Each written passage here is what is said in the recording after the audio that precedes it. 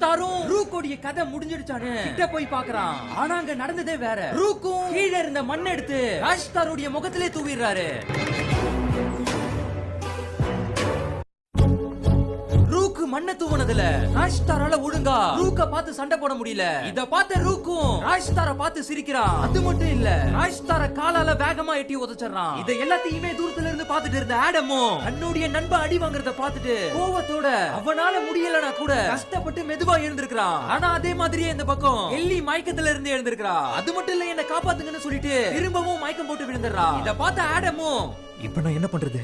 ராஜ்ஸ்டாரை காப்பாத்துறதா இல்ல கில்லியை காப்பாத்துறதா அப்படின்னு ஆடம் அதட்டத்தோடையும் பயத்தோடையும் யோசிச்சுட்டு இருக்கான். இந்த பக்கம் ராஜ்ஸ்டார் ஆடம பார்த்து என்ன பத்தி கவலைப்படாத, நீ வேகமா போய் கில்லியை காப்பாத்துன்னு சொல்றாரு. இத கேட்ட ஆடமும் வேகமா ஓடி போய் கில்லியை தூக்கின்னு அவளை காப்பாத்துறதுக்காக வேகமா ஓடி போறான். இத பார்த்து ரூக்கு ராஜ்ஸ்டார் கிட்ட, அவங்க 2 பேரையும் உன்னால காப்பாத்த முடியும்னு நினைக்கிறியா? அதுக்கு சான்ஸே இல்ல. அவங்க 2 பேரும் இந்த இடத்தை விட்டு போறதுக்குள்ளாரையே அவங்கள புடிச்சு காமிக்கிறேன் அப்படின்னு சொல்லி ரூக் ராஜ்ஸ்டார வேகமா காலால எட்டி உதைச்சிட்டு ஆடமையும் கில்லியையும் பிடிக்கிறதுக்காக ரூக் அந்த இடத்தை விட்டு கிளம்பிடுறான்.